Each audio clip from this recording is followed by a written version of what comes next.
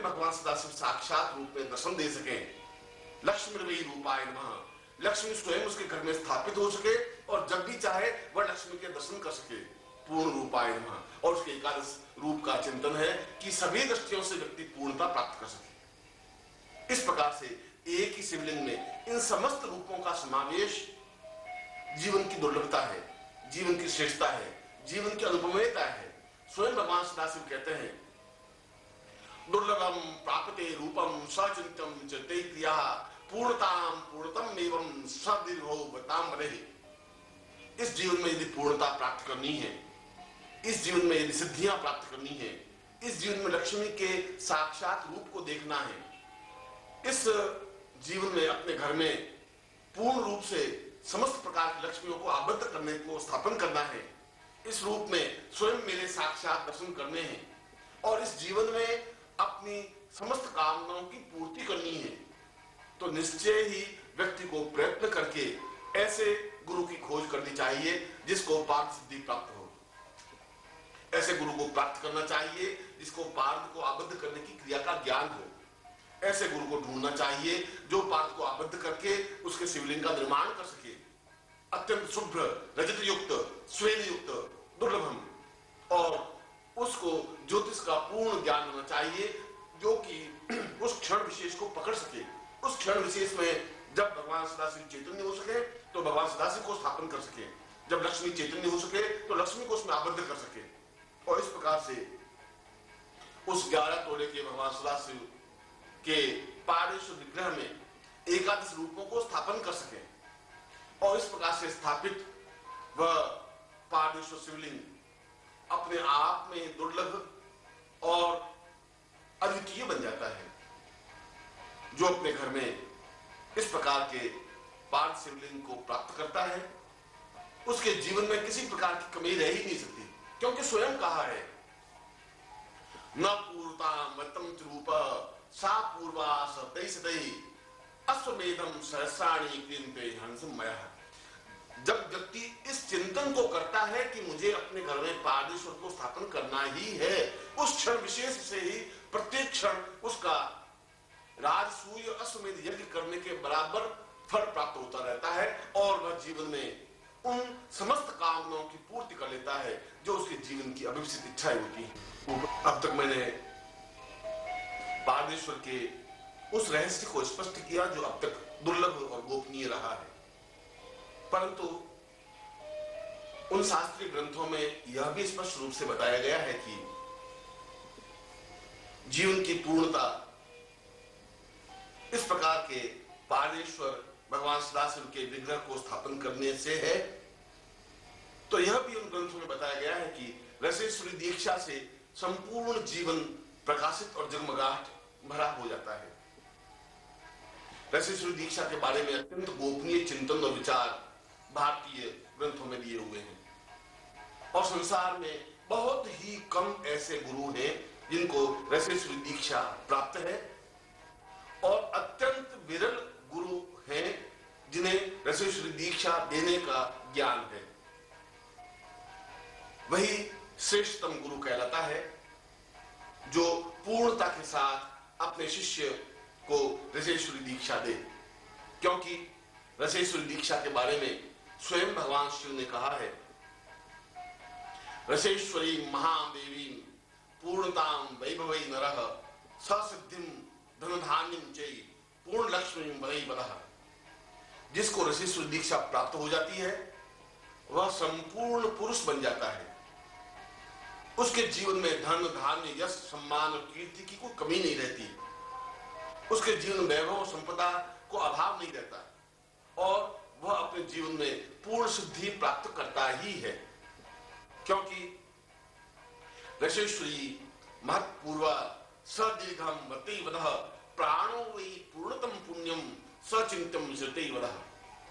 पूर्ण दीक्षा से समस्त रोम रोम अणु अणु जागृत हो जाते हैं, शरीर की समस्त क्रियाएं चैतन्य हो जाती हैं, शरीर की प्रत्येक अणु और परमाणु अपने आप में जागृत और क्रियमान बन जाते हैं, क्योंकि रसेश्वरी दीक्षा से शिखा से लगाकर पाद तक और पैरों से लगाकर शिखा तक संपूर्ण शरीर अपने आप में चैतन्य और प्रभावयुक्त बन जाता है।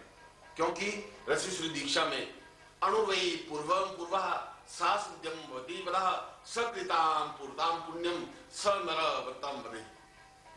जब गुरु साधक को या शिष्य को पूर्णेश्वरी दीक्षा देता है तो उसके प्रत्येक रोम कूप को स्पर्श करता है, उसके शरीर के प्रत्येक अंग को चैतन्य करता है, उसके शरीर के रोम रोम अणु अणु को जागृत और चैतन्य करता है, और इस प्रकार से उसके शरीर में समस्त सुप्त क्रियाएं भी जागृत हो जाती हैं।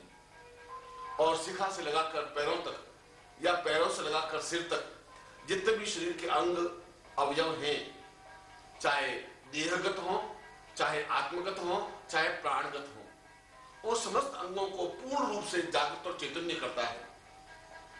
स्वयं शिव पुराण में बताया गया है कि रसेश्वरी महदिव्याम पूर्वतम वत्ते सदा कुंडलिन्याम महादीर्घम सस्दिर्वै भाम भवेत्। यदि कुंडलिनी दीक्षा नहीं प्राप्त हुई हो, यदि कुंडलिनी जागृत नहीं हो रही हो, यदि कुंडलिनी का पूर्ण आस्वादन नहीं किया गया हो, यदि प्रयत्न करने पर भी कुंडलिनी जागृत नहीं हो रही हो, यदि मूलाधार से सहस्रार तक सारा शरीर चैतन्य नहीं हुआ हो, तब भी विचलित होने की जरूरत नहीं है, क्योंकि केवल मात्र रसेश्वरी दीक्षा से ही सारा शरीर चैतन्य होते ही और सारा शरीर चैतन्य होकर एक साथ पूर्ण रूप से कुंडलिनी जागृत हो जाती है, और सहस्रार जागृत होते ही उसको भूत भविष्य वर्तमान के साक्षात दर्शन होने लग जाते हैं।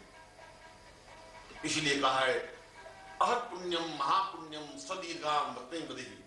संसार का सबसे बड़ा पुण्य, विश्व का सबसे बड़ा सौभाग्य और जीवन का सबसे बड़ा ऐश्वर्य यह है कि हम ऐसे गुरु को प्राप्त कर सके जो हमें ऋषिश्वरी दीक्षा दे सके, क्योंकि ऋषिश्वरी दीक्षा से लक्ष्मी धाम पुरुतम पुण्य सदीर्घम वत्तें वदेहि।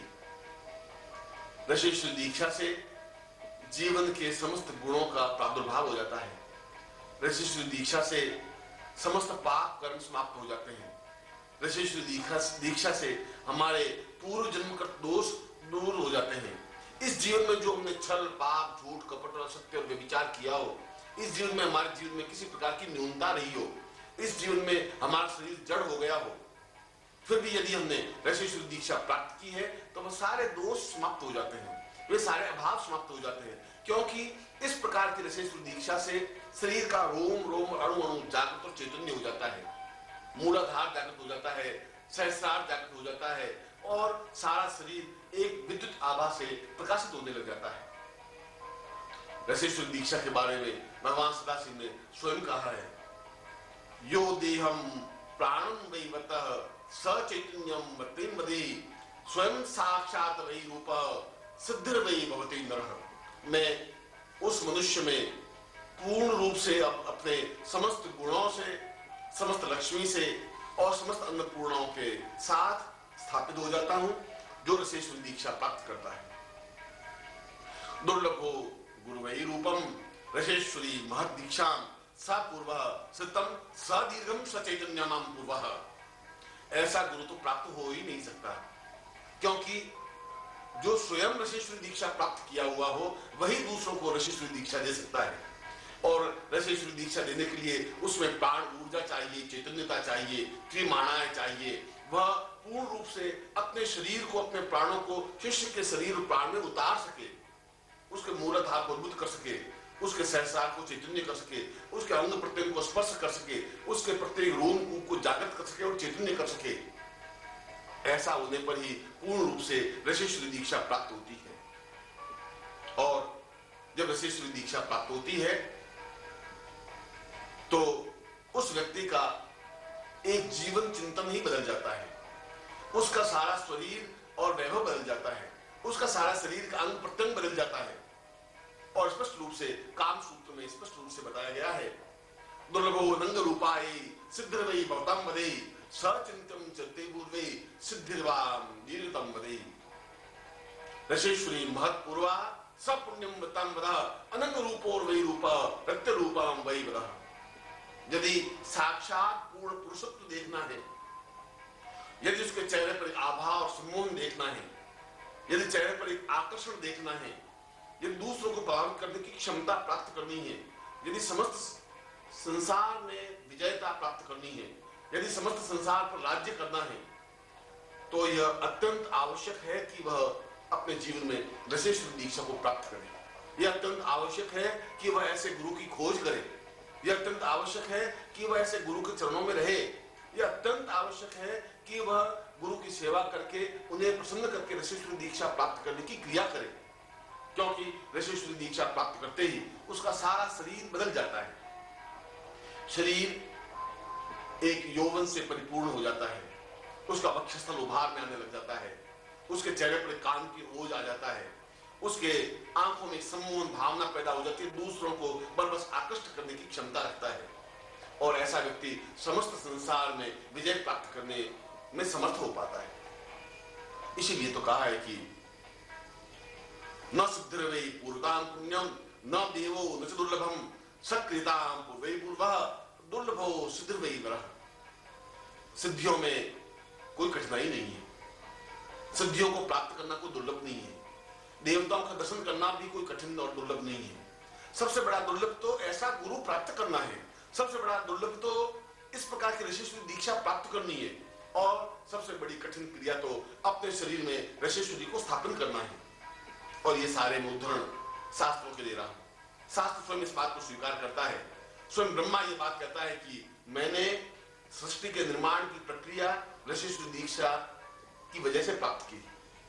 स्वयं भगवान सदाशिव कहते हैं कि जो अपने जीवन में ऋषेश्वरी दीक्षा प्राप्त कर लेता है उसके जैसा तो कोई व्यक्ति संसार में हो ही नहीं सकता। स्वयं देवता भी उसके भाग्य से ईर्ष्या करते हैं। स्वयं पार्वती ने एक स्थान पर कहा है कि जो अपने जीवन में ऋषेश्वरी दीक्षा प्राप्त कर लेता है मैं अन्नपूर्णा के रूप में उसके शरीर में स्थापित हो जाती हूँ। कामदेव ने अपने काम अनंग रूप में स्पष्ट रूप से बताया है कि जो ऋषेश्वरी दीक्षा प्राप्त कर लेता है मैं उसके चेहरे पर पूर्ण रूप से स्थापित होता ही हूं, क्योंकि यह मेरी प्रतिबद्धता है। ऋषेश्वरी दीक्षा का एक विधान है कि गुरु उस ऋषेश्वरी दीक्षा के माध्यम से उसकी आंखों में सम्मोहन दे, उसके चेहरे पर वशीकरण दे, उसके अंग प्रत्यंगों को उभार दे, उसके चेहरे पर एक ओज दे, प्रकाश दे, चैतन्यता दे, एक विद्युत आभा दे। और ऐसी विद्युत आभा प्राप्त होने पर वह समस्त संसार को सम्मोहित करने की प्रक्रिया जान लेता है, समस्त संसार को वशीकरण करने की क्रिया जान लेता है। और जिस स्त्री को यह सिद्धेश्वरी और यह ऋषेश्वरी दीक्षा प्राप्त हो जाती है वैसी स्त्री तो संसार में अत्यंत दुर्लभ होती है। विश्वामित्र ने स्वयं कहा है, मेन को जायते पूर्व साम पूर्वतम बद्रीरः स सिद्धिर्वै भवतां पूर्वम ऋषेश्वरी महत्व। मैंने स्वयं मेनका को स्वर्ग से उतार करके ऋषेश्वरी दीक्षा दी, जिसके माध्यम से वह रति की प्रतिकृति बन सकी, रति पर विजय प्राप्त कर सकी। इस संसार में मेनका के समान अत्यंत सुंदर बन ही नहीं सकती कोई, क्योंकि मैंने उसे ऋषेश्वरी दीक्षा दी है। ऋषेश्वरी दीक्षा से उसके चेहरे पर एक कशिश आ जाती है, आंखों में एक झील सी गहराई आ जाती है, चेहरे पर एक आभार विद्युत प्रकाश बिखरने लग जाता है, उसके शरीर से पद्म गंध प्रवाहित होने लग जाती है। और ऋषेश्वरी दीक्षा की यही तो विशेषता है, ऋषेश्वरी दीक्षा की यही तो चैतन्यता है कि जब सारे शरीर के अंग प्रत्यंग चैतन्य हो जाते हैं, जागृत हो जाते हैं, तो ऋषेश्वरी दीक्षा का मध्य काल, उसका मध्य खंड यह है कि उसमें उस विशेष पद्म गंध कमल की गंध को प्रभावित करे, जिससे कि उसके सारे शरीर से वह गंध प्रभावित होती रहे और यह गंध जड़ और चैतन्य को वशीकरण करने में समर्थ होती है। पुरुष तो क्या, देवता भी उस गंध से प्रभावित हो जाते हैं और वश में हो जाते हैं। इसीलिए तो स्पष्ट रूप से बताया है, पद्मगंधे वाम पूर्वः स नरो जायते नरः सिद्धिर्वै भवतां पूर्वः ऋषेश्वरी मदे मदः। ऋषेश्वरी दीक्षा तो अत्यंत कठिन है, इसलिए कठिन है कि गुरु को उस क्रिया का ज्ञान होना चाहिए जिससे कि वह उसके शरीर में उस पद्म गंध को प्रभावित कर सके। और जब मनुष्य के शरीर में पद्म गंध प्रभावित होती है तो उसका सारा शरीर चैतन्य और जागृत हो जाता है। और इससे भी बड़ी बात यह है कि उसके शरीर से भीनी भीनी खुशबू निकलती रहती है, जिससे कि दूसरे लोग प्रभावित आकर्षित होते हैं, आकृष्ट होते हैं, उसके साथ चुंबकीय शक्ति से आबद्ध हो जाते हैं। और जिस स्त्री में यह ऋषेश्वरी दीक्षा का समावेश होता है उसका शरीर का प्रत्येक अंग अंग अपने आप में यौवन से परिपूर्ण हो जाता है उसकी आंखों में, उसकी चेहरे में, उसकी आभा में, उसके वक्षस्थल में अपने आप में अद्वितीय निखार आ जाता है और वह समस्त संसार को सम्मिलित करने की कला जान लेती है। इसीलिए तो यह स्पष्ट रूप से बताया गया है कि ऋषेश्वरी दीक्षा देना अत्यंत कठिन कार्य है, परंतु जो समर्थ गुरु होते हैं, जो गुरु इस प्रकार की ऋषेश्वरी दीक्षा प्राप्त किए हुए होते हैं, जिस गुरु को ऋषेश्वरी दीक्षा देने का ज्ञान होता है, वह गुरु अत्यंत प्रसन्न होने पर ही ऋषेश्वरी दीक्षा देते हैं। और जब किसी साधक को या मनुष्य को यह ऋषेश्वरी दीक्षा प्राप्त हो जाती है तो उसके जीवन में किसी प्रकार का कोई अभाव रहता ही नहीं है, क्योंकि वह पुरुष पूर्ण कामदेव की तरह सुंदर, आकर्षक और अद्वितीय बन जाता है। भगवान शिव की तरह अपने आप में पूर्ण पुरुष बन जाता है। उसके जबान में, वाक शक्ति में पूर्णता आ जाती है। वह जो कुछ कहता है सत्य होने लग जाता है। उसकी आंखों में एक गहराई आने लग जाती है और जिस स्त्री ने ऋषेश्वरी दीक्षा प्राप्त की हो, रति भी उसके सामने पानी भरती है। अप्सराएं उसके सामने तुच्छ और मौनी लगती हैं, क्योंकि अप्सराओं में पद्मगंध नहीं होती, केवल ऋषेश्वरी दीक्षा प्राप्त स्त्री में ही पद्मगंध प्रवहित होती है। और जिस स्त्री में प्रवहित पद्मगंध हो, वह संसार को विजय करने में क्या न्यूनता रह सकती है। परंतु शास्त्रों में स्पष्ट रूप से बताया गया है कि ऋषेश्वरी दीक्षा प्राप्त करके जो इस प्रकार के पादेश्वर शिवलिंग का पूजन अर्चन चिंतन करता है, उसके जीवन में समस्त कामनाओं की पूर्ति होती ही है। उसके घर में ब्रह्मा, विष्णु और रुद्र, कामदेव और अन्य सभी देवी देवता स्थापित होते ही हैं, क्योंकि इस प्रकार की ऋषेश्वरी दीक्षा से, और यह ऋषेश्वरी दीक्षा अत्यंत लंबा कार्य है। 3 भागों में ऋषेश्वरी दीक्षा दी जाती है। ऋषेश्वरी दीक्षा के पहले भाग में उसके सारे शरीर को चैतन्य निर्मित बनाया जाता है। उसके पूर्व जन्म के दोष समाप्त किए जाते हैं। इस जन्म के समस्त पापों को काटना पड़ता है और सारे शरीर को शुद्ध और चैतन्य बनाया जाता है। दूसरे भाग में उसमें 32 सदाशिव रूपों को स्थापन किया जाता है और 32 लक्ष्मियों के रूपों को स्थापन किया जाता है और सारे शरीर में और अंग प्रत्यंग में देवताओं का निवास करके उसको अत्यंत आकर्षक सम्मोहक बनाया जाता है। और इस दीक्षा के तीसरे चरण में उसमें पद्मगंध प्रवहित की जाती है, जिससे कि उसका सारा शरीर चैतन्य निर्मल हो सके, पद्मगंध से आपूरित हो सके, आकर्षण वशीकरण से युक्त हो सके, सारे संसार को सम्मोहित करने की कला में दक्ष हो सके और उसके चेहरे पर एक अद्भुत ओज, एक अद्भुत चैतन्यता, एक अद्भुत प्रभावमानता आ सके, जिससे कि वह संसार में अलग व्यक्तित्व अनुभव हो सके। शास्त्रों में यह बताया गया है कि भगवान सदाशिव ने स्वयं कृष्ण को ऋषेश्वरी दीक्षा प्रदान की थी। उसी वजह से वह कृष्ण एक सामान्य मनुष्य के रूप में जन्म लेने के बावजूद भी हजारों हजारों गोपियों को, हजारों हजारों पुरुषों को, शत्रुओं को भी अपने वश में कर सके और पूर्ण पुरुष की संज्ञा प्राप्त कर सके, क्योंकि ऋषेश्वरी दीक्षा का विधान ही अपने आप में अद्भुत और अनिवर्चनीय है। यह विषय अपने आप में अत्यंत गोपनीय रहा है। इस विषय को प्राप्त करने के लिए तो शंकराचार्य स्वयं प्रयत्नशील बने रहे और अपने गुरु गोविंद पादाचार्य को स्पष्ट रूप से कहा, न पुण्यम पुरतम पुण्यः ऋषेश्वरी महत्पूर्वा सदीर्घो सततम पूर्वसाम मदेवरः। मैं अपने जीवन में ऋषेश्वरी दीक्षा जब तक प्राप्त नहीं कर लेता तब तक मेरा जीवन अधूरा और तुच्छ है। मैंने चाहे कितनी भी सिद्धियां प्राप्त कर ली हैं, मैंने चाहे लक्ष्मी को अपने रूप में सामने साक्षात्कार किया है, मैंने कनक वर्षा करा करके उस लक्ष्मी को आबद्ध किया है, परंतु जब तक मैं ऋषेश्वरी दीक्षा प्राप्त नहीं कर लेता तब तक जीवन में कुछ भी प्राप्त नहीं कर सकता। और तब गोविंद पादाचार्य ने कहा कि तुम्हें भगवान शिव को प्रसन्न करना है, साधना संपन्न करनी है। पूरे 1.5 वर्ष तक हठयोग के माध्यम से भगवान शिव को प्रसन्न करके उनसे ऋषेश्वरी दीक्षा प्राप्त करने के बाद ही शंकराचार्य पूर्ण पुरुष की संज्ञा प्राप्त कर सके। इसीलिए तो यह ऋषेश्वरी दीक्षा जीवन का सौभाग्य और अद्वितीयता मानी जाती है। इसीलिए तो यह संपूर्ण शरीर की जगमगाहट है। इसके माध्यम से रोग समाप्त हो जाते हैं। कठिन से कठिन रोगों की क्रियता समाप्त हो जाती है, वह पूर्ण रूप से शुद्ध और चैतन्य बन जाता है। उसके शरीर में ओज, बल, साहस और क्षमता प्राप्त हो जाती है। शरीर की झुर्रियां समाप्त हो जाती हैं, उसका वृद्धत्व समाप्त हो जाता है, पके हुए बाल दूर हो जाते हैं और सारा शरीर एक सांचे में ढल सा जाता है। और इसीलिए जीवन का समस्त सौभाग्य ऋषि दीक्षा को कहा गया है। शास्त्रों में कहा गया है कि किस प्रकार से अपने गुरु से ऋषेश्वरी दीक्षा प्राप्त करें और ऋषेश्वरी दीक्षा प्राप्त करने के बाद इस प्रकार के अद्भुत और अद्वितीय पाद शिवलिंग को प्राप्त कर अपने घर में विशेष मुहूर्त में स्थापित करें। त्रयोदश्याम पुष्यम वै